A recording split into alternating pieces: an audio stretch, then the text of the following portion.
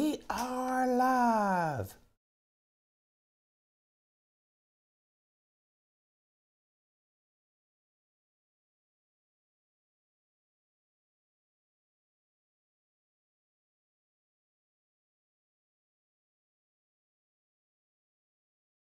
Yeah, I got it. Don't dance. Rolling? Yeah. Don't cuss either.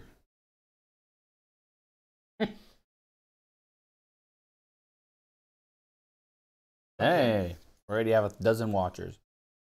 Wow. All right, fine. Not a dozen. Did you watch the... Watch...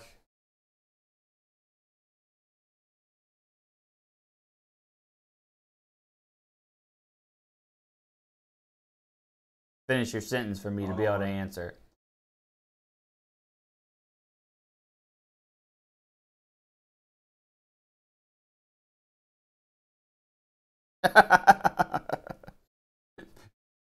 Pixels came in, you were fixing the corner. Remember the end of Blair Witch when the kid's standing in the corner? That's what you thought you were doing. Yeah, that's what I felt like that. So.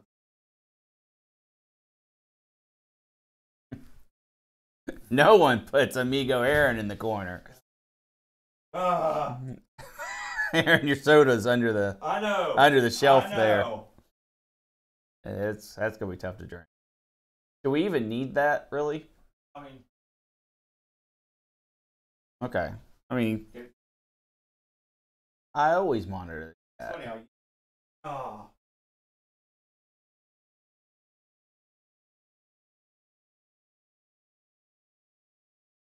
Now it's your turn to open it and get sprayed by soda. What for the good opening? Yeah. I got one. All right.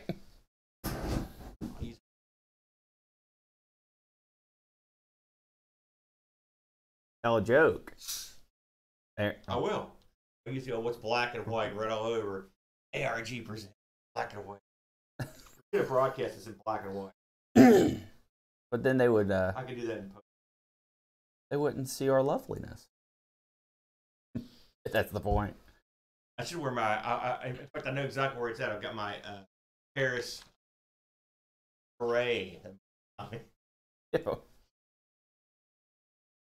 Why are we in Paris again? Our last show died a death. I don't know what happened. Where you want? Nah, Paris works. Paris is as much black and white as anything else. No, it's not. Oh, I got an idea for the background. You put us on a Michael Jackson stage. The black and white song?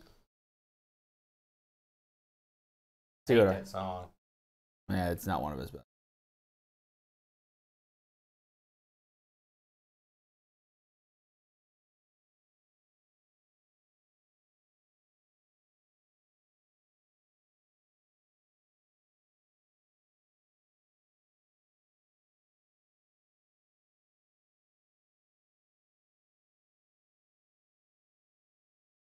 Yeah. Are we working? Slaving every day. Black and white dowdy show. Is that what it says? That's what Pixel says. I don't like being called the Dowdy show. Okay.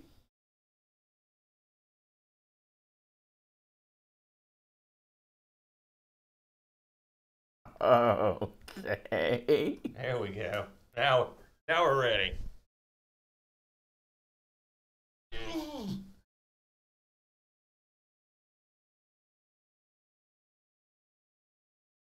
Well, I'm going to risk the screen integrity. That's horrible. I love it. Now that's a good backdrop.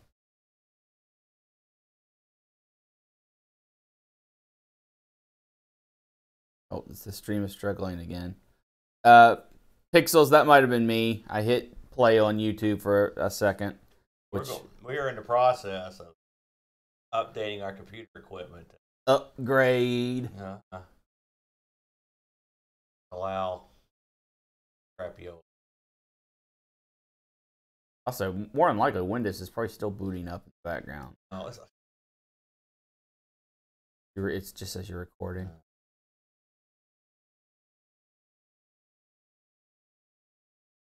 All right, he says it's better. It's probably where I hit play. Yeah. Okay. And anyway, go over it. And we're just gonna converse about this thing. We don't have to do it in one of the weeks where we don't do it. Also, I played your game a couple times, but I've had run that good. Windows in the HTML based program that I used to run it. well, I actually should have talked to you about that. Yeah. I'm going to talk about it during the show. Thankfully, I played this on the actual hardware. So. Yeah. The which version you get dramatically changes how good the game emulates. Well, okay, not dramatically, but I probably should actually get a game. I honestly, I think we should probably be able to kick this out in 45 minutes. I think our shows are too long. I think they're too long. Because I watch our shows, when I go back and review what you've done, Yeah. I watch them in double time, Yeah. and they're still long sometimes. Well, you won't shut up. Well, so I he think won't. I think we should try to. Brevity is the spice of life, sir. Well, Listen, our history segments cannot be cut. They're too awesome. So what I think we should do is try to cut about 15 minutes off the show. Hey, today that won't be a problem. Yeah. I'm ready to do it. Black and white geese. What were you thinking? What? You didn't even consult me on that. I liked it. No, stupid cop. I was like, what are we doing here? Oh, no. Okay. Yeah, I just cleaned the last mess you made. You guys can't see it, but I worked like a dog yesterday on this arcade. He A did. dog. It looks great in here. Those pictures, I'm going to hang them up all around the computer, the TV over there. Well, I actually. Oh, we got some entries in the Amigo, in the arcade challenge. We got several entries for that. Remember last? I have no idea what you're talking Remember, about. help me get a theme for the arcade fun pack. We got entries. All right, what you get? Well, I'll read them on the air. Okay. Should I read them on the air? Yeah, we can read those on the air if we wanted to. It's going to extend the show. Well, see, don't you remember how we were like, we need to shorten the show? Well, I'll tell you what. We'll read them off air and we'll discuss them next week. I'm going to take one more week of them, but I read and they were good. They're pretty good ideas actually. One of them I really liked. No, trust me, I couldn't believe it. I was like, "What the heck?" Especially considering how many people watch the show.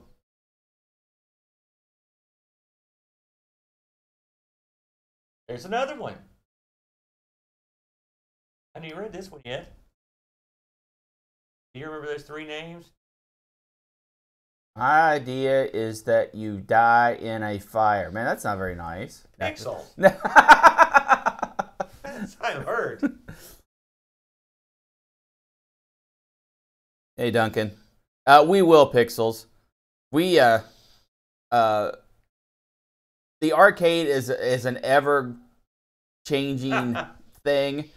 So when we get it to a point that it is presentable again, since it's in transition, we will certainly take everyone on a tour. It's getting there. It's getting there. You know, I've often thought this, and I've almost bought one for myself. If we had a 360 camera, that people could look around, I think that'd be awesome for in here. Just put it right in the middle. Yeah. And what do you think about my idea of mounting the lights? I think that's a real good I think that's a good idea. I just think it's going to be difficult. No, it's not. I'm going to get a clamp right there. The clamps? The clamps, and then I just hook that thing's already ready to go to hook on with stuff, and I'll just hook it right up there and just shoot. I mean, I think it'll probably be a better light too. All right. Oh, he says the stream is choppy. What have you done, Aaron? I haven't done anything. I checked the mail.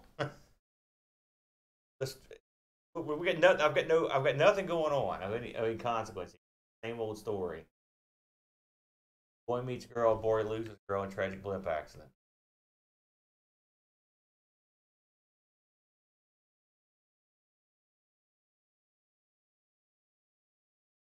Are you not downloading anything in the house or anything, are you? No.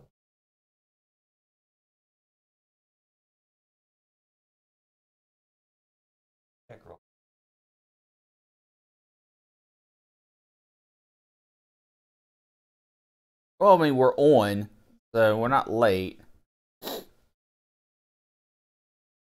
Yeah, we're gonna check real quick, guys.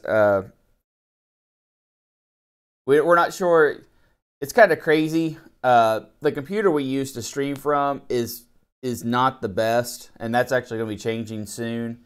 But between the computer plus the internet in the arcade, plus internet that's running inside the house, it can get to a jumbled mess. We have decent internet where we're at,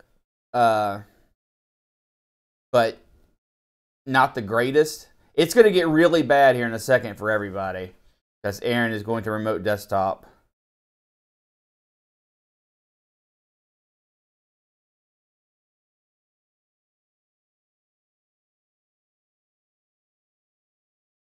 Part of the problem with the hub I've got.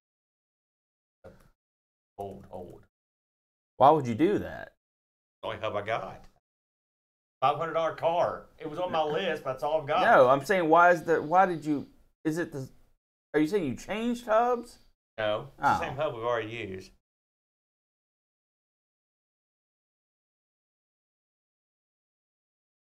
Yeah, they're saying it's so bad it's unwatchable.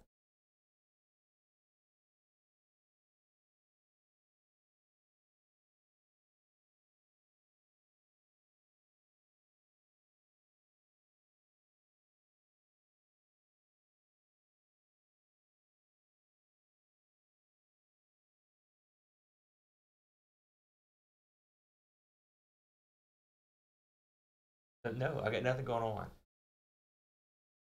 Nothing going on. Nothing going on the internet. So I didn't think I did. I'm not downloading anything. I got nothing. Nothing's changed. Back to watchable now. I wonder if you're getting an internet Windows update in the background. That computer's asleep. Yeah, go to the.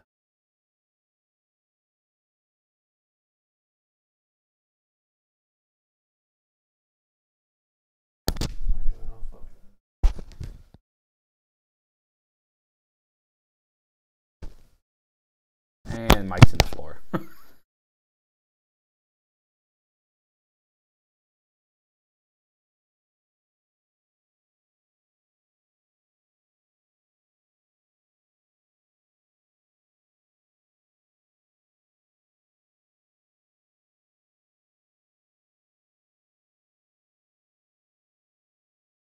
Off the internet.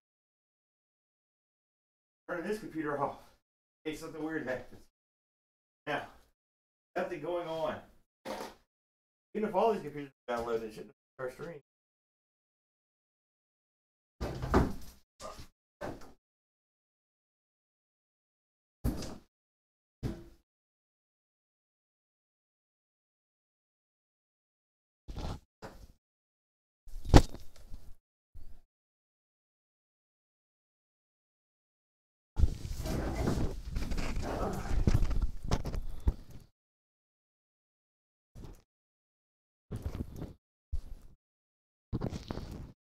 Any better?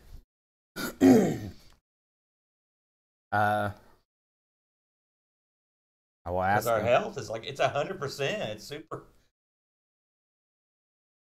Guys, how are we looking now?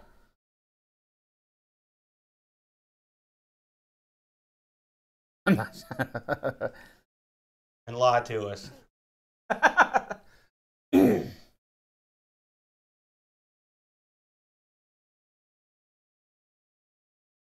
No one's answered us yet, so I'm gonna guess that means it's bad. It's never been this. It's never been this calm. Yeah. You didn't change the resolution or anything, did you? For their stuff? We sat down here, and here we are. Right? No. When you were recording the kids' stuff, no, did you change the resolution? Oh, God. I don't touch that stuff anymore. Are you kidding me? No way. Okay. They say it seems sorted. Now it seems stable. Okay. Well, I don't know what we did. We better get this sucker into kid here. You ready to take this thing up? All right, guys. We're gonna bully forth. Let me get a drink.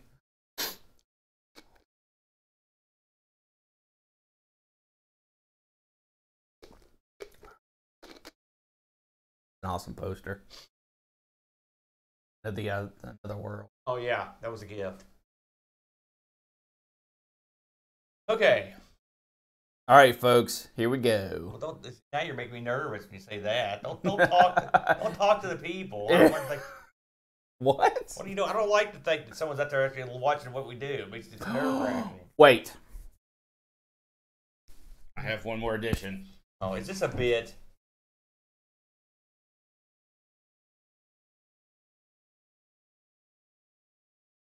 Oh, Brent.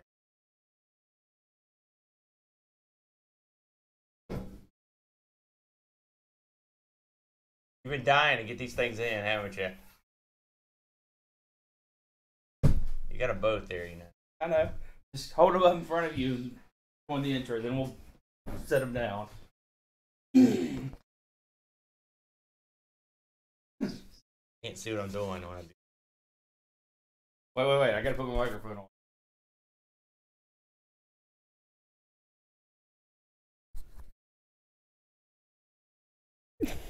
This is so good. I love it. Weird man.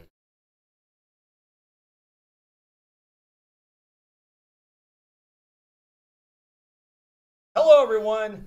I've got a question for you. What's black and white and seen all over? It's ARG Presents Black and White Oh, Edition. yeah, there we go. Ooh, get this out of here. I am Amigo Aaron, joined by a man who's a colorless, drab fellow in his own right. I give you Brent. I prefer to say I'm neutral. Yeah, well, yeah, there you go. So if you joined us last week, we spun the wheel and we made the all-important deal. A deal I didn't see coming, that's for sure. And this week, we're going to be playing games that are black and white. That's right. What's this all about? The monochrome era. Hey, before games were color, they were black and white. So I think we should take a little look back at the history of black and white games. To be fair, black and white are colors. That's correct. So there you go. So, with that in mind... Actually, one is the absence of color, and one is all color. Okay, Professor Genius.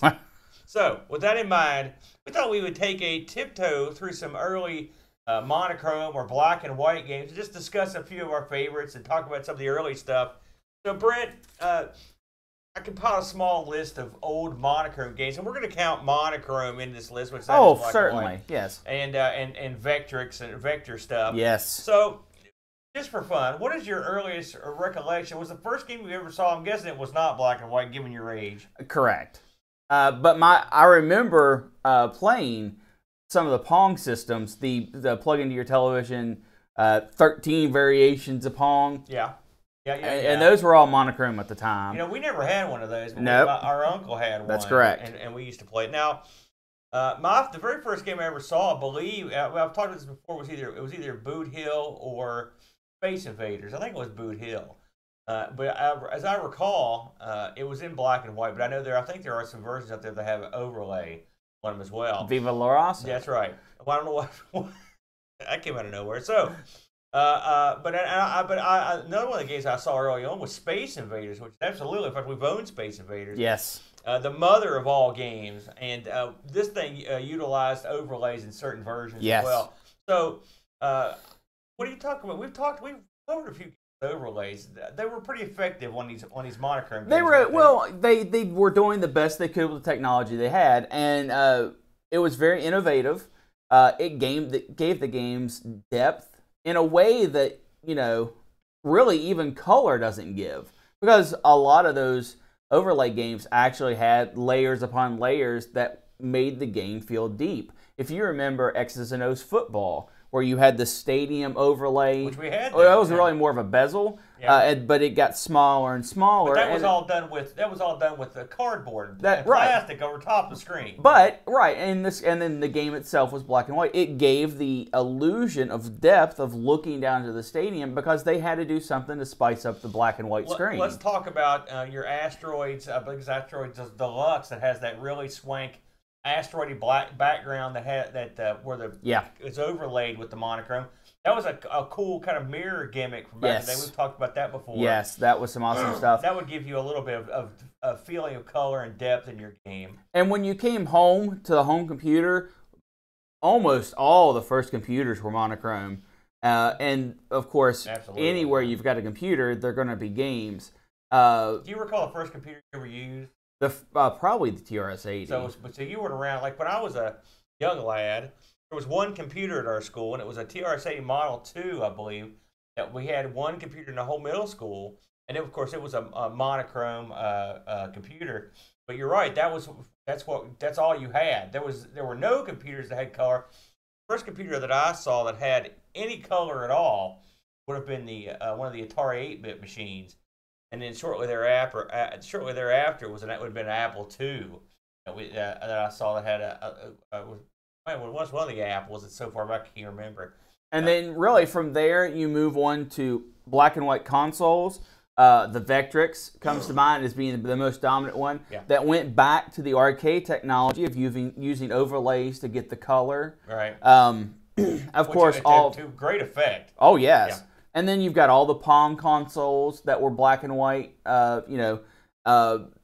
Different variations of soccer and the Arkanoid breakout type stuff. Shooting stuff. There was some kind of shooting element. Yeah, and then from there, you go into portables that did black and white before they did color. Even with the technology being there. Yeah, for example, another one, the TRS-80, the portable TRS-80 had sort of a color. It was more like an LED screen almost. It was a computer. You got the Game Boy, of course, the most famous of them all. Yes. Plus the Game.com was black and white in the beginning. And then finally, your very early versions before smartphones of cell phone games were black and white. Right. So it's if you go back and look at the history, it's a continuous reset of let's push the technology to something new. Okay, we're going to start in black and white because that's what's easiest. Move up from there, then fall back, and just to repeat the cycle again. Now, I got a little list here of some old, incredibly old black and white games I thought we'd talk about just real quick. And I'm just going to name a couple of the big hitters, and you tell me if you played them and what you thought. So, and this was a big game when I was because we've talked about Gunfight on here. I'm going to skip that. Seawolf. Have you ever played that? I have played Seawolf. It's a good game. Yes. A Death Race, a very infamous game. Well, it's a Seawolf, for those who haven't played it, is a sub-based game. That's right. When Death Race, very controversial at the time because it was. I mean, this is the first game that you killed your opponent and a little gravestone would pop up and it'd say R.I.P. Sort of like an actual human. Yes, and you ran over people.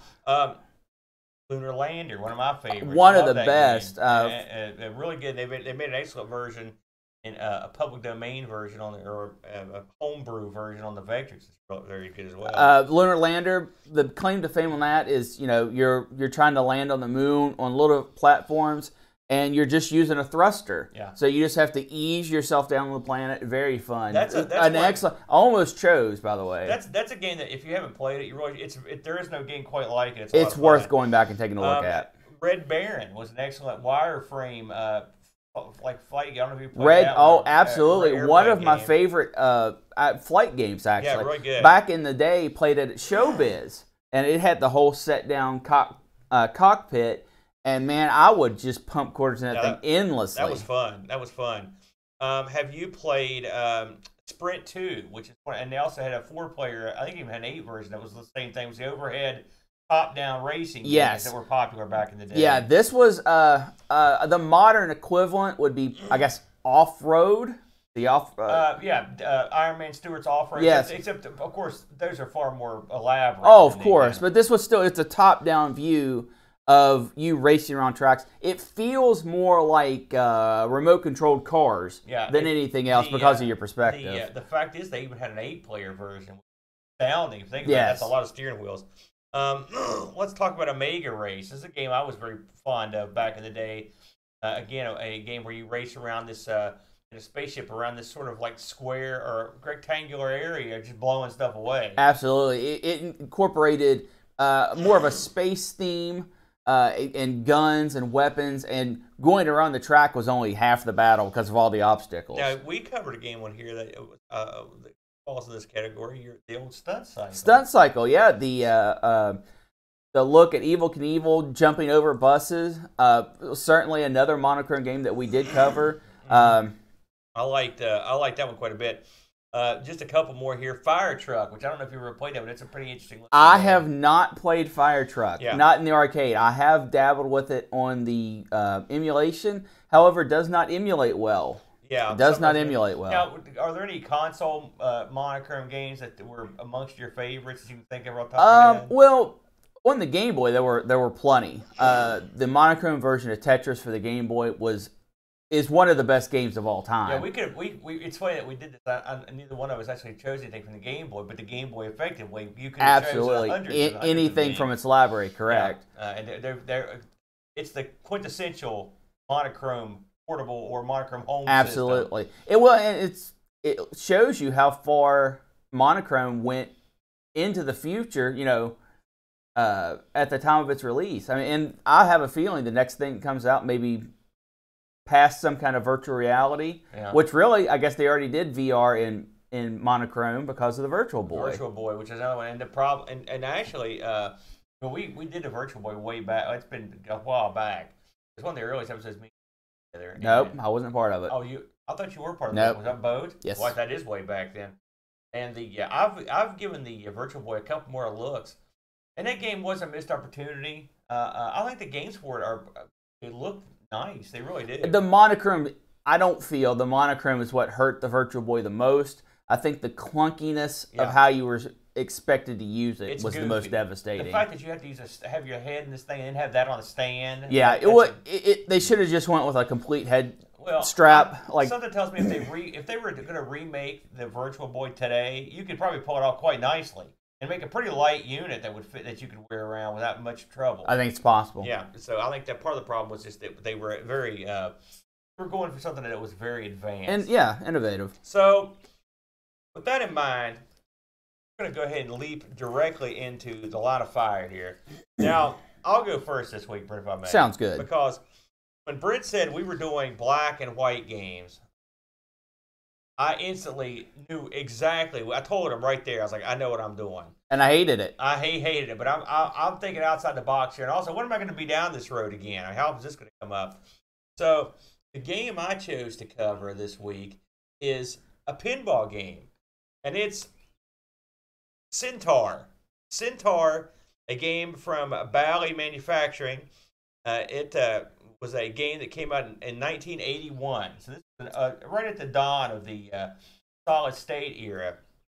Now, why would I pick a pinball game, you may ask? Well, that's exactly what I asked. Centaur, there's only two pinball games I've ever seen that had the look of Centaur, and that was Centaur and Centaur 2. Yeah, which are the same game. Centaur 2 is effectively the exact same game as Centaur 1, except for the back glass is different, and they consolidated some of the internal parts, and so it's the actual mechanisms are a little bit different, but it's the same game. Yeah, so, it is certainly the same game. They changed the cabinet, the shape of the cabinet a bit to make it a little more maintenance friendly. Yeah, they didn't try to trick anybody. And often, I found that Centaurs and Centaur 2s are worth just about the same amount of money. Yeah, which is understandable because, again, it is effectively the same game. So, again, this game was manufactured in October of 1981, and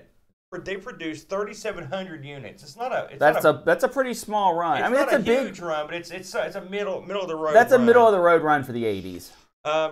This machine had the usual things you would expect to see: the pop bumpers and bank targets and that sort of things. But one of the things it had that was really unique at the time was a 5-ball multi-ball. Yes. Now, Centaur. Why did I pick that for black and white game? The entirety of the reason is all of the art in this game is all in black and white. Yes. The only light there are a few touches of red on occasion. Most of the bumper. Of the color you'll see is from lighting. Yes. It's an incredibly unusual and odd looking beast, isn't it? Yes. The premise of this game, of course, it's Centaur. I mean, normally Centaur is the body of a horse with the torso of a guy stuck in the front. In this fantasy futuristic version of a Centaur, you've got a man's torso hooked to basically a motorbike. Yeah. That'd be rough, you know. That'd be a hard life. But the the vibe of this machine is unlike any other machine I've ever seen. Again, you've got all black and white art, and the art is real, freaking amazing looking art. It is. It's a very beautiful machine. Well, it's in unsettling. its creepiness. It's a very beautiful machine. The designer of it was a fellow named Jim Patla. Now, Patla actually has designed a bunch of good machines, and this one was. There's really, if you look at what he's designed, it's nothing that he did looks like this game. So, what makes this game special aside from the artwork? It also talks. It says it's one of those continuously, games, and it's sort of like it's often compared to a Gorgar, Brent, in that the way it talks it taunts you basically, and it makes fun of you for various failures. So making some weird noise here. The difference in this game and say a Gorgar is there's like a reverb mechanism that sound runs through. Yes. And so it makes it sound real echoey and bizarre, and it works real well. So the designer, we mentioned his name is Jim Pata. He did a lot of games. So check this out. He did 41 machines. That's incredible. That's a lot of design. I picked out some of his highlights. Amongst his games of note, Elvira and the Party Monsters. Great machine. The original Kiss pinball machine. Not great. I mean, it's super popular. The original Playboy machine, which is not great. Well, he's saying not great, and you gotta understand the years these were released, but they're super duper collectible. He did Matahari, which was a really good game, and he also did Time Tunnel, which I always liked. Time Tunnel was did we own a Time Tunnel? No, we did not. We won a Time Tunnel. Now the art on this was pretty done, good one. The art on this was done by a fellow named Paul Ferris. Now Paul Ferris is another prolific guy, but listen to these other titles he's done. This will blow your mind because if you look at the art on Centaur, it's nothing like any of these machines. And he did a lot of my favorites, by the way. Twister, he did the art on that. He did the art on GoldenEye, which is another game I really like. He did the art on Mary Shelley's Frankenstein, Hook, Checkpoint, Batman, Phantom of the Opera, Total Recall, Grand Lizard. That's got awesome art. Andromeda, Xenon, Evel Knievel, Lost World, Playboy, and the big one, he did the art on WWF Royal Rumble. Wow. So we've got set behind us. So the same guy that did the art for Royal Rumble did the art for this. That's amazing, isn't it? Don't you think? You can tell. I mean, just from that list, it really goes all over the map to human realistic, to fantasy, to sci-fi. So the dude is obviously just a good artist. Yeah, I agree. So this game is held in pretty high regard by players, and one of the reasons why it's held in such regard is the fact that the way it's designed. A lot of games of this era are similar to this, but this one rotates. There aren't really no ramps. There's no elevations. It's pretty much a flat play field. Again, for me, it reminds me somewhat of Gorgar. But what this does is it makes the multi-ball particularly insane. This is also known as a difficult machine to play, and that's why it's often used in tournaments and whatnot. Yeah, in play, it's all based on sequential targeting. So you have to get your drop targets down in the correct order to be rewarded, and if you hit a drop target out of order, it cancels the rewards you were going to get, so you have to knock everything down to reset it to try again. Also, I don't know if you plan on mentioning this, but I'm going to mention it. Go ahead. The multi-ball in this, most games at the time were capture multi-balls. You would shoot a ball into a scoop, and the ball would sit there until you completed some other reward, and then the machine would release the ball. That's not how it works in Centaur. When you get a multi-ball, it actually shoots the ball from the shooter lane, but it's from underneath. So you're just playing along, and a ball will come out of the middle of the shooter lane because there's a ramp that goes underneath, pop out, and enter the play field. I love that, by the way. When you're not expecting it, holy moly. I would not be surprised if this is the first one to do it. I don't have a list here, but it's a smooth addition of a ball, and it catches you, too. It does, And you're right. When a lot of games like and we've actually owned some that were like this, like Firepower 2, for example. We'll grab a ball, hold it, and then you'll get a simple 2 or maybe even 3 ball multi-ball, or like I think it's a space shuttle that does that, or no, it might be a space station, one of the two, where it holds the balls. Yeah, this one just adds balls whenever you get there, and it does get a little crazy. The artwork on this is nice. I've mentioned the Centaur. There's also his, I guess, hot dominatrix girlfriend is featured. Yeah, is featured in the game, which is kind of cool. There's also you could kind of get into her boudoir, and there's stuff to do in there. The fact of the matter is, the game has sound effects and the art in this game. To me, give it a crazy combination of sort of a Mad Maxy feel and plus a fantasy element that I've never seen anything quite like it. In fact, it's sort of Geiger-esque or Giger in the fact that you've got a man who's half motorcycle and half human. Sure. But he's got motorcycle and human, or he's got sort of like Centaur parts also in the back end of him. It's a real unusual looking cat. Yeah. And he dominates the back glass, and it works well. Again, this era they were taking a lot of chances. I mean, if you look at Gorgar, it's another sort of abstract monster type of affair. But like I said, for this episode, this thing looks so unique, I had to throw it in. And it is black and white. The art in this is black and white. So yeah. So again, this thing ran for 3,700 unit run, and so that was good enough for it to get a quote unquote sequel, like we mentioned earlier, which is Centaur 2. It came out in '85. Again, it was basically the same. It was the same. It was the exact game, yeah, as the other one. So I had to look on eBay to see what this was going for. And I actually found a couple copies of it. It's going for around $3,500.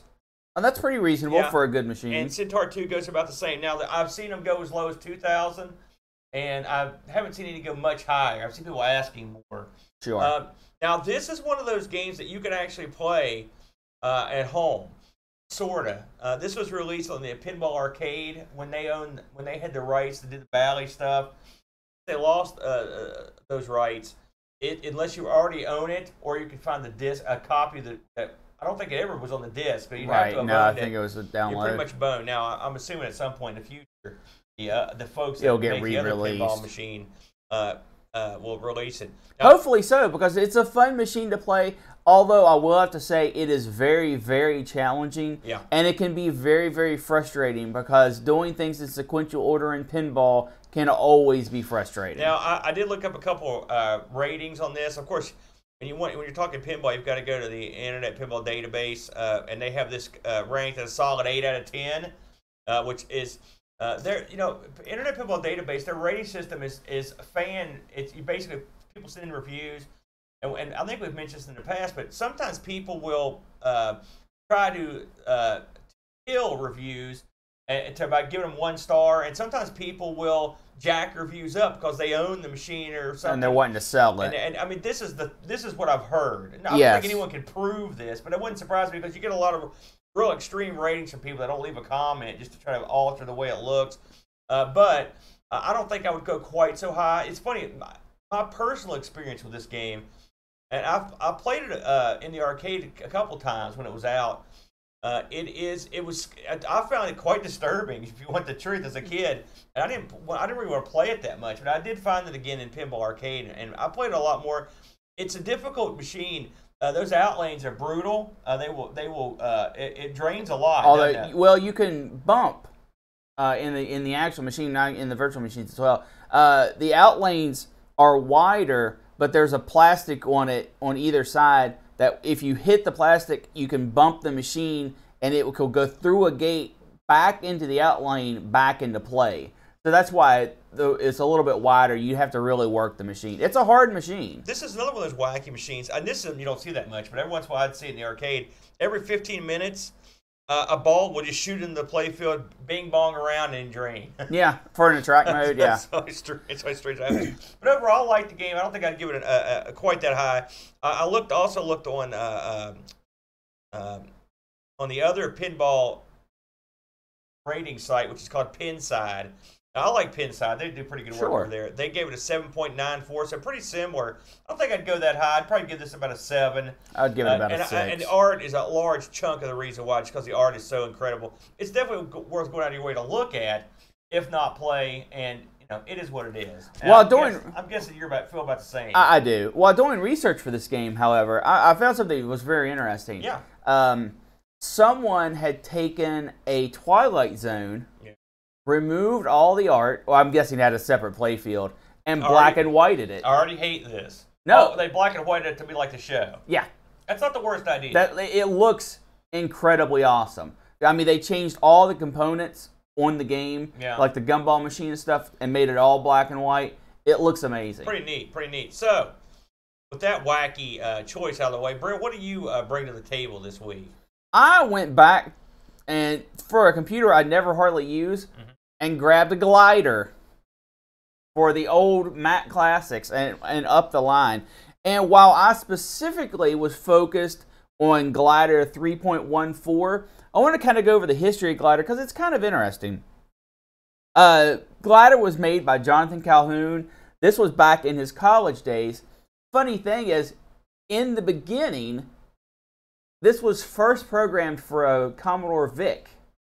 Really? And he was in Alaska, and he was just toying around with programming, and he was up there with his father, and he had the concept of paper floating on vents, which is a big part of what happens in Glider, and he tinkered with it on the VIC, and just got to a point where he couldn't go any farther, and then was leaving Alaska to go to college.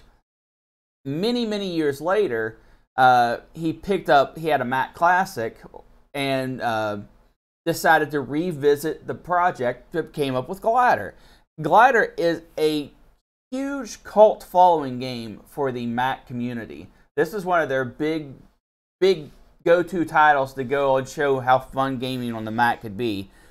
And it's kind of strange because we're talking about Glider 3.14, which makes you wonder what happened to Glider 1 and Glider 2. Glider 1 is virtually lost to obscurity. It's the exact same game as Glider 3, but without sound and without... it had some bugs with it. Now, were these released? These were all released. Well, shareware releases. Okay. But we'll get into that. So, when he first released Glider, the first Glider, it had a lot of bugs, it didn't have sound, and he almost immediately pulled it. And instead of calling this like Glider 1 point whatever, he just called it Glider 2. So Glider 2 is still findable on the web. And it's the exact same game with just sound and bug fixes. And it got pulled. So he said, well, okay, that wasn't good enough. Now I'm putting out Glider 3. Glider 3 hit the market. And between Glider 3, Glider 3.1, Glider 3.2, Glider 3.1 and 3.14, the game just was refined. And he finally realized that he should stop going up incrementally with his game. That's the exact same game because it's confusing. Yeah, but I think I played 2. This was during his college days, so he did figure it out. When he released these games, he released them as shareware. And starting at, well, from what everyone knows, he started trying to get money for it on Glider 3. And his about screen says, look, I know you don't want to send any money. I mean, really, how often are you going to play this game? But if you could just send $8, that'd be awesome. Just let me know that you're enjoying the game. Or if you just want to write me and we'll talk, that's awesome. Because, the dude, he was lonely. Yeah, well, he wasn't lonely. He had a girlfriend at the time. But he was saying... you researched that? Yeah, well, he did. That's incredible. But he was just saying, I would like to get recognition for the work I did. And he didn't quite understand, because, of course, the internet and stuff, he didn't quite understand how big Glider was getting in the community.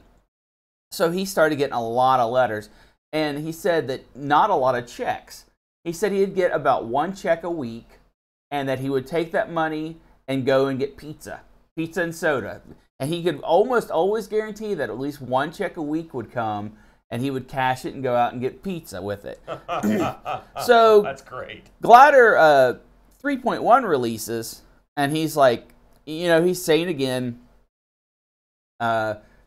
if you can send $8, that's great. And he stopped asking for letters because he was getting a ton of letters just talking about the game, wanting to know stuff, but no check with it. So he cut that part out of his about and was just asking for $8. And you could also buy the source code for $15.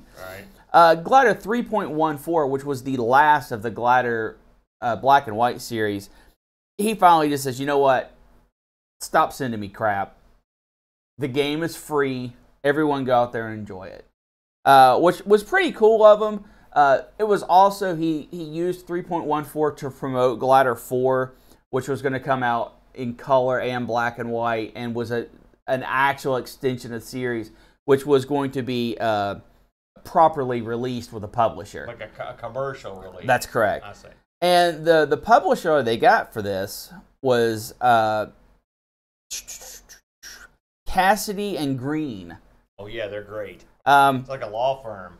So Cassidy and Green released Glider 4, and they actually stayed in business for like 15 years. Not solely on this release, but releasing other little titles like it. But when they went bankrupt, part of the agreement with Glider was that John would regain the rights to it.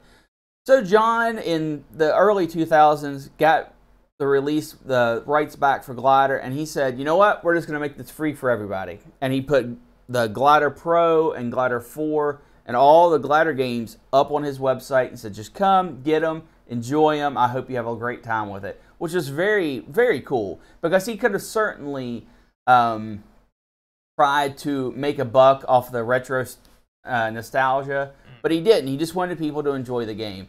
And it's a good thing, too, because I really enjoy this game. The point of Glider is you are a paper airplane trying to escape your house, or a house, I suppose. And you do this by flying through the house, catching updrafts from vents in the floor that will boost your plane upwards. And then you have to go room by room, 15 rooms to get to a window that's guarded by a cat. And if you can dodge the cat and get out the window, you fly free. I never got anywhere near the cat. I made it. I beat this. Really? Yeah, it's only 15 stages. Smokes. Oh, yeah. The game is difficult until you... but when you see the pattern of a game, of each room, you eventually get to the point where you know what to do. And once you complete a room and you know how to complete it, it's just a matter of doing it, which isn't so bad. If you play on any version besides 3.14, there are speed up and slow down bugs. So if you're having difficulty with the game, be sure you're playing 3.14, and that will probably help you out a lot. But like I said, the game is just 2 buttons. It's drift back and drift forward, and you control your little paper airplane, and you fly through a house, avoiding obstacles like candles, tables.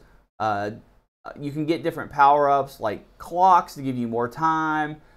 In this game, there is no ability to shoot. And there are other paper airplanes, like paper helicopters, that are used as obstacles to try to hit you out of the air. In later games, you could actually get rubber band upgrades to kind of shoot down planes. I never saw any. I didn't see anything like that. All I did was fly around the rooms. I must have been playing an older version. I think I played 2. I'm pretty sure that's the one I played. Yeah, and that's definitely not the one to play.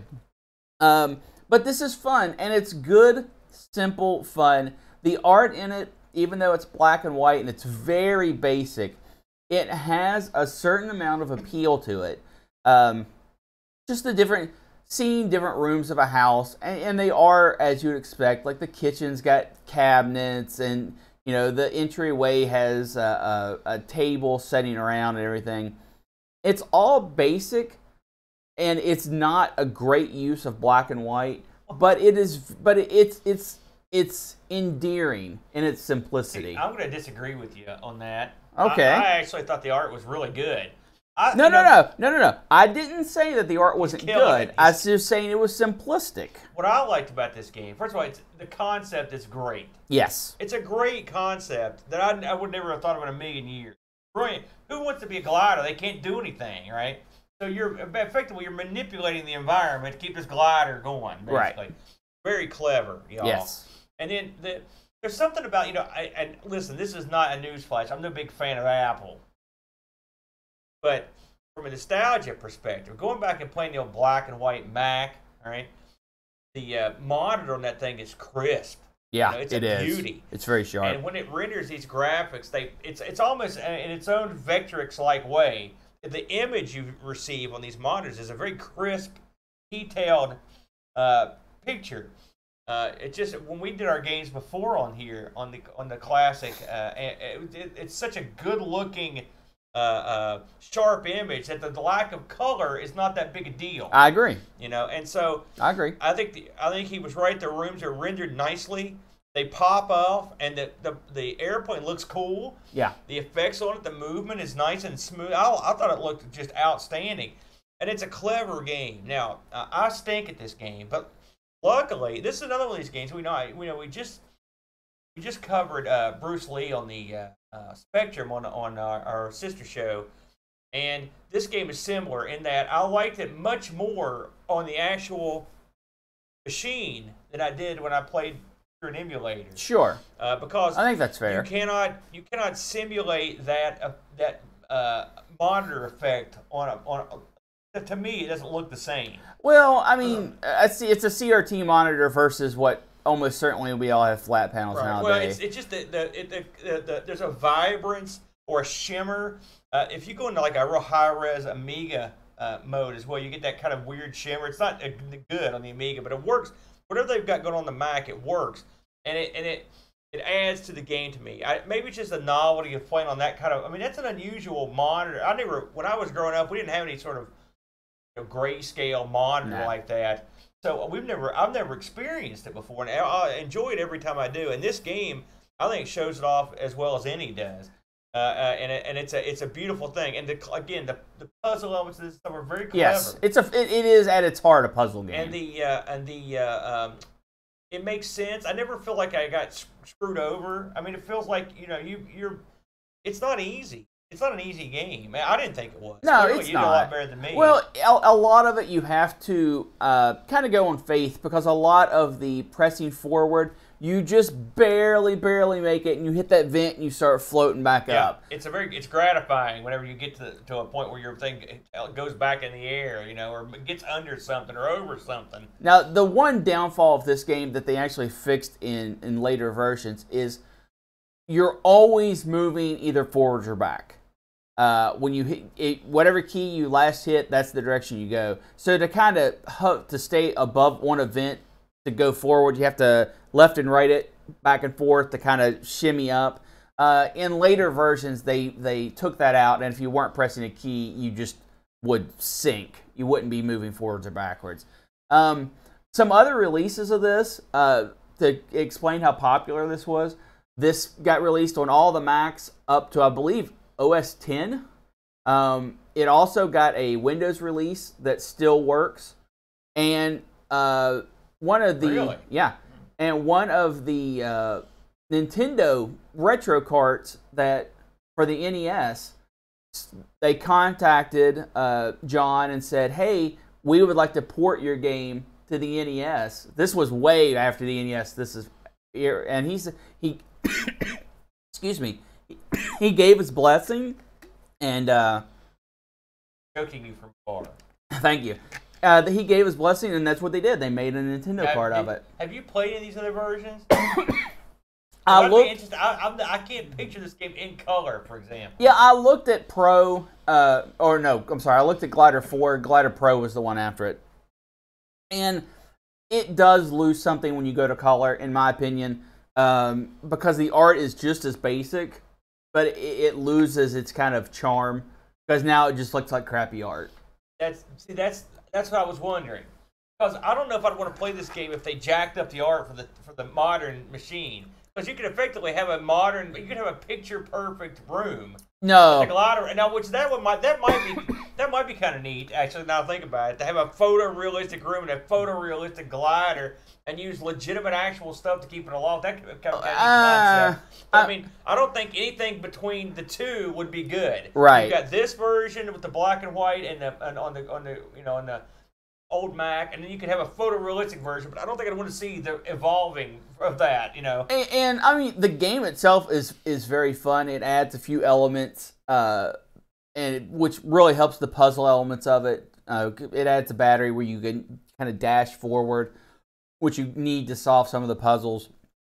But I gave the graphics in this a pass on the black and white version because it was charm and it was it was very stylized. The color version I did not enjoy as much because now it just looks cheap, which I know is not what they were going for. They were trying to keep that charm, but it doesn't work for me. Yeah, I mean, this is one of those games that was you're sort of like frozen in time. You don't want to mess with it. There are certain games like that. Like, I feel the same way as like something like a Jumpman or something. Yeah. It's the simplicity is part of it. You don't need to go in there and jack up the graphics. And we've seen this. This seems to be the thing to happen in the 90s, the early 2000s especially. You take one of these classic games and how you juice them back up, or the new version where they've got it all jacked up. And so the 3D, inevitably, it never works, does it? Well, and something else I want to mention about this game, you actually have a choice between two different airplanes. You can be the glider, which is, as you would imagine, it's a wider wing plane, paper airplane. You can also be a dart, which is what I always called a jet airplane, which is the other basic form of paper airplane. But I don't like playing with the dart, and in fact, no one likes playing with the dart. It's obviously, it's not even part of the title, but you move insanely fast, and you can actually break a lot of the puzzles with it. It's supposed to be in there for an easier way to finish the game, but for me, it just kills it. Because it wasn't optimized to be played with the dart. It was optimized to be played with the glider. I always play with the glider. Yeah. That's all there is to it. So I'm guessing since the game had such longevity and was so popular, I'm guessing it got a good review. It did, yes. Everywhere it got high praise. And as a shareware to a freeware game, you can't do much better, especially on the Mac. Now, so when they released this commercially, so did they release this in like can you go out and buy a boxed version? Not Glider 3. Glider 4 was released through a publisher and had a box. I see. Sat on a shelf. So is that one particular? Is there a lot of value in that one? No, because I mean it's still released out there today. Right. In different compilations, and you can just go and download it. And like I said, he's released it, and you can just go to his website right now and just download it. I see. Great. So, I guess my last question on it is, because again, and this is sort of a broader question, which version is the most popular one? I mean, did people keep playing the newer versions, or the classic versions? Well, something about the newer versions that really boosted it to the next level is they gave you the ability to make your own rooms.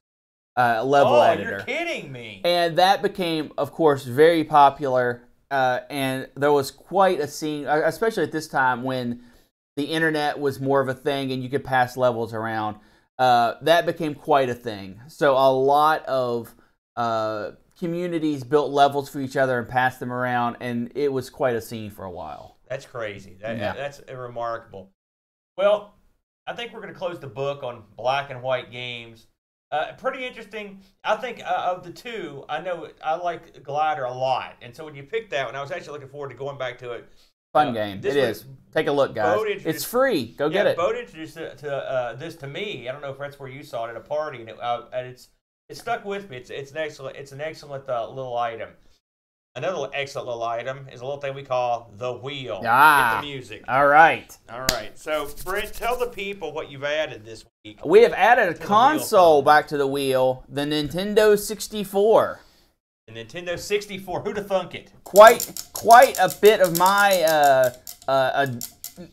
Look, our little faces are turned on there, Brenny. Oh. We're crooked. Here we go. Well, duh. Spin the wheel. What are you hoping for? I want laser. Saturn. I want laser disc. It's Saturn time, baby. Oh.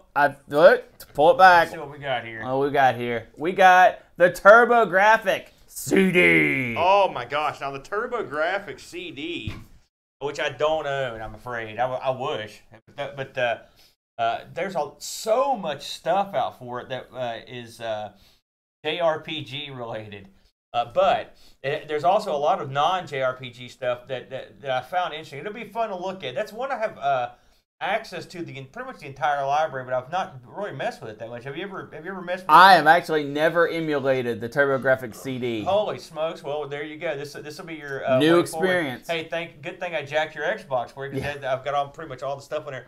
Hey, before we go, I wanted to touch base with everyone on the Amigo Aaron Arcade helpline. I requested some folks send me some ideas for arcade themes last week. I've been doing a lot of work in here, and we actually got some pretty good quality requests. I just wanted to. I'm not going to discuss the actual theme yet, but I do want to acknowledge a couple people that sent us some real nice ideas. I'd like to thank Roland Burke, who sent us a very interesting idea. Pack Billy, I always like it. Another good one, and then Andy Craig, perennial. Yes. Yeah, we see guys around. They all send us real nice ideas for themes. If you have an idea for a nice theme for our arcade or some decorative touches, you can send your ideas over to argpresents@mail.com. That's argpresents@mail.com. You can also use that email address to say how horrible we are, to make fun of Brent, to give us ideas for wheel pieces. Yeah. If you've got I mean, we're really, listen, we're taking the restraints off, aren't we? We're just doing it, man. If you just want to come up with a, I mean, we did colors this week. Yeah, I mean, anything is open. Yeah, I kind of like some of the more abstract things. I mean, we don't always have to do a console. In fact, I'm getting to the point now we don't have to always do a video game. I do board games. I do role play. I don't care, man. Would you like to see that stuff? If you think that might be interesting to put on the wheel, just for occasional change of pace, drop us a line. I'm always interested to see what people think about this, or leave a comment on under the YouTube video, whatever you want to do. I think, do we have any other news to discuss? I think that pretty much puts it to bed. I think that's it. So next week we'll be playing games on the TurboGrafx CD, and until then. Wait a minute. Oh wait, we're not done. I knew he had to get his gimmick out. Until then. See you next week. Bye-bye.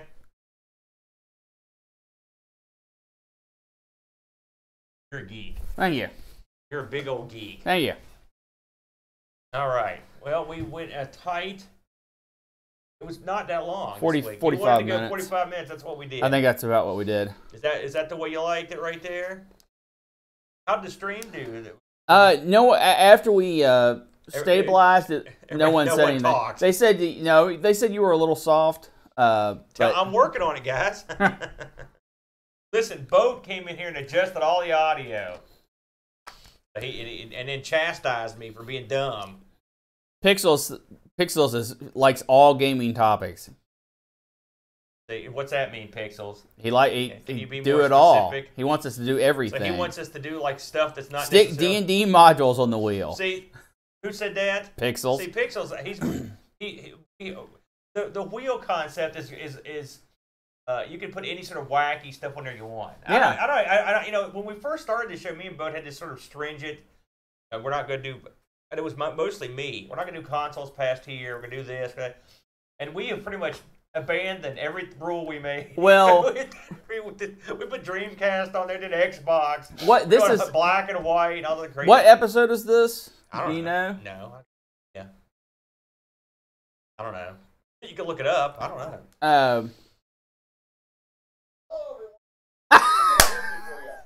Black and white over. So stupid. Yeah. Your head was crashing the frame a little bit, but I love it. 46 minutes. That opening is great. That's what you wanted in that 46-minute episode. There you go. I think we should try to get all of them. Guys, the ones of you who are left in the stream, do you think a 45-minute episode is better than the hour and 10 minutes we've been doing? If anyone has an opinion on that, we'd love to hear it. We're trying to kind of, because we know we're chatty. Brent. Uh, Mostly Brent. I certainly know people who would disagree with that.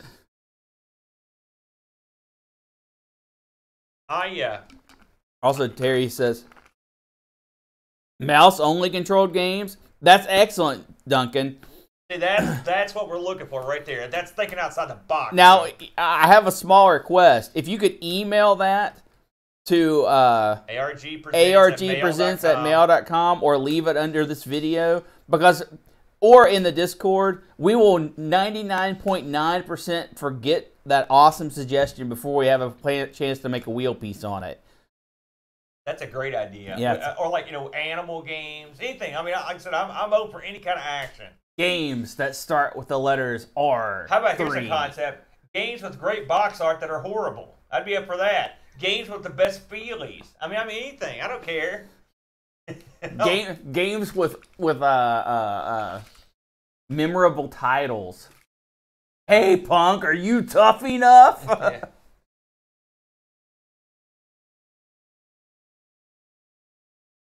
Duncan says it all depends on what we have to say. That's what I say. Well, I'm not going to limit myself, and I don't like to censor myself, but I will try to not go over the same ground as much. Andy Andy Davis says something very nice and says even if the game is lame, our reviews will give it fame. Oh my gosh! What a nice guy! What a nice guy! It started raining on us. Well, you yeah, but turn the heater off. Nice job. And also the heater was in frame. Yeah, I know. You didn't move it. Everything I told you, you botched. Thank you. I went to all this trouble to put up this incredibly difficult curtain. Hey guys, want to see something neat? Watch my new. Look at this. Here we go. No. Just so you guys know, Aaron hates zebra, and now he's gonna kill him. I don't hate zebras. I Step on my own face. Well, we all wish you could do that. The important thing is don't forget the magnets.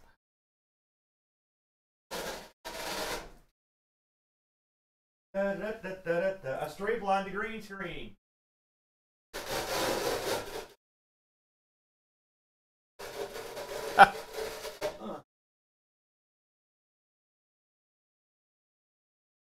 It was a. We weren't actually in the Sahara the entire time. Actually, I guess there aren't zebras in the Sahara, are there? I don't know. I was driving down a whole farm full.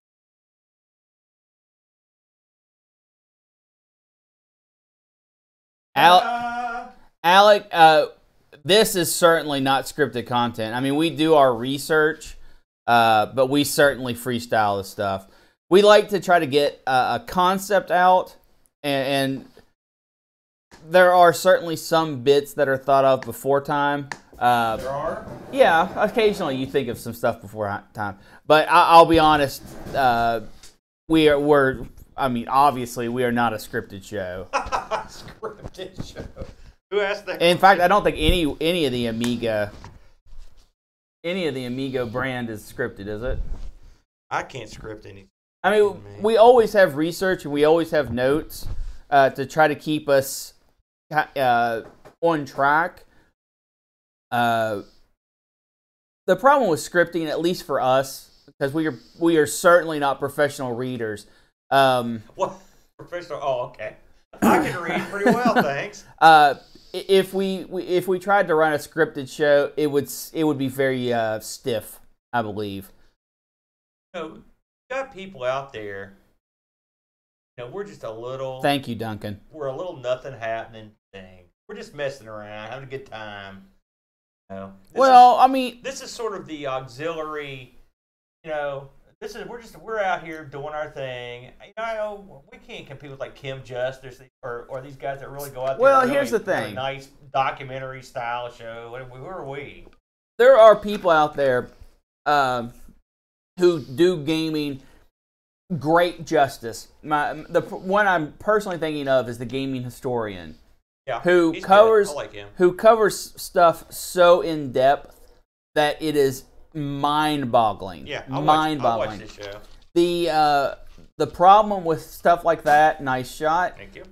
Is he's only putting out one show every 2 months or something, and certainly I'm not saying that quantity is better than quality. I know what you're saying. No, it's exactly what you're saying. No, I'm just saying. When we make up for it in sucking, we come back with the continual sucking. Excuse me. Well said. Just looking at ARG Presents, we cover such a broad range of topics, and we're pretty consistent. I mean, we've been every week for. You and I have been every week for. Listen, I never 25 weeks. I never get to stop. I feel like the guy in the Simpsons where it's New Year's Eve every day. That's the way. Here we go again. 3, 2, 1. Please kill me. Boat's like just casually. He's like, let's do a third show. I was like, oh, are you kidding me, Boat? Well, I see this. I enjoy doing the show, and I enjoy trying to take. For the most part, obscure titles and obscure concepts and introducing to people. Because gaming is a big passion of mine, and I like to share my passion. Yeah, they certainly are. Lobster, they are mostly banter. Who? Our shows are mostly banter. I mean, it's the back and forth dynamic and of course we try to educate and entertain at the same time. Put a little more thought in this. I don't know what I mean, I just show up and just chat. This is me. I don't have a. Oh yeah, well. I don't have. There is no online people that know me. Wow, that was even better shot. Thank you. We just talk about games. That's it. We have a good time. Well, luckily, me and Brent have played a lot different stuff than I did. So I was a console kid, and Aaron was certainly more a computer guy. That's right. And of course, and now I game modern games way more than you ever thought about doing. I mean, I'm playing Anthem. I'm playing Black Desert Online right now. That's my MMO of choice. Of course, we have a group. We go through the Vermintides and the Destinies and the whole 9 yards. I played Zookeeper a lot this week. That's a good game. My favorite part is when Aaron asked Bo a pop culture question and his reaction on Bo's zero knowledge. I asked Bo the other day. I don't know if this was on camera. I don't think it was. I was like, listen, this bit you're doing about not knowing nothing. My God, I can't tell when you don't actually know something. And he says, no, every time I say that, I don't know. He's not lying. Now, see, if you started doing, this is one thing where the dynamic between you and John are different than the dynamic between you and me. Because who? Oh, yeah. Boat. Don't call it John. I never can remember that. Boat. Got it. Say, I don't know. As I was saying, John and I are very different people. Where you and I mean, we grow up in the same household, so we had a lot of the same experiences and kind of traveled the same gaming line up to a point. Yeah. So, I have a lot stronger opinions than John, though. I don't know. He gets pretty feisty sometimes. Usually, when I screw something up, and give me. You screw so much stuff up. I just kind of. He came in here yesterday and gave me the business. He didn't like nothing. Nothing. I understand that happens sometimes. I thank you very much for that, Pixels. I mean, we can't touch his research potential, but who? Pixel said that we were giving the gaming historian credit, but some of the stuff that we research surprises him. Some of the stuff that we find. It surprises us too. I'm perpetually like, are you kidding me? There are. I've learned a lot just doing these shows. I have as well. Yeah. It's unfortunate that there are certainly some weeks that I'm able to do more research than others, and Glider is a perfect example. I just happened to stumble on 3 or 4 resources that gave me great information that I thought was entertaining and enjoyable to review. Glider was a real good choice. I like that. That's a game that I don't. It's funny. I never heard of it until Boat showed it to me because I'm not a Mac guy. But I'm guessing outside of Mac circles, a lot of people haven't heard of Glider. I know that I know it's a very popular game, and because it got so many releases afterwards. Although saying that they're after Glider 4 was Glider Pro, and then it kind of went away after that. And so I guess it was really only 3 games because Glider 1 and Glider 2 didn't really exist. Now, we haven't talked about this, but but I was talking to Boat about it. You're going to actually kind of start doing your own. You're going to take over Insert Disc 2 and do some stuff. I would like. Well, no, I haven't. I have not talked to. That's a done deal. I haven't talked to John about that. You haven't watched the show because he's talked about it like 8 times. You're the man. You are now Insert Disc 2. Well, and I'll maybe come back occasionally just to get more. Because I like to be on every show. It's nice to know these things before. Listen, you got as much notice as I did on the Spectrum show. Start studying this. What? Where? I will see if I can put together, because I can't come over here every time I'm going to do an Insert Disc 2. Why not? You live right across the street. Well, it's a long walk. Oh my God, you're lazy.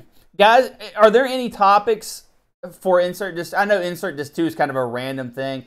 I would like to do some more modern stuff on Insert Disc 2 and more hot topic stuff. But we'll see. I never go to that store. I don't have my size need. What? They got your size in hats. What? I need a good wacky hat. You are a good wacky hat. I don't know what that means either. Just shut up. That's what it means. Oh, okay, fair enough. So you've got a show in mind, huh?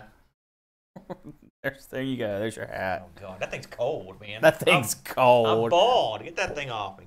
All right, I'm taking this thing down. All right, fine. Thanks for hanging out, guys. Man, I'm gonna have to walk home in the rain. We'll try to do better next time. Hey, real quick, Pixels, Duncan, Alec, all our buddies, Lobsternator, Andy Davis, Picard. We didn't even look at user reviews. There weren't any. I checked. Man, we're getting shut out on that. Everybody, thanks for coming by. Thanks for hanging out with us. Paul Harrington was here.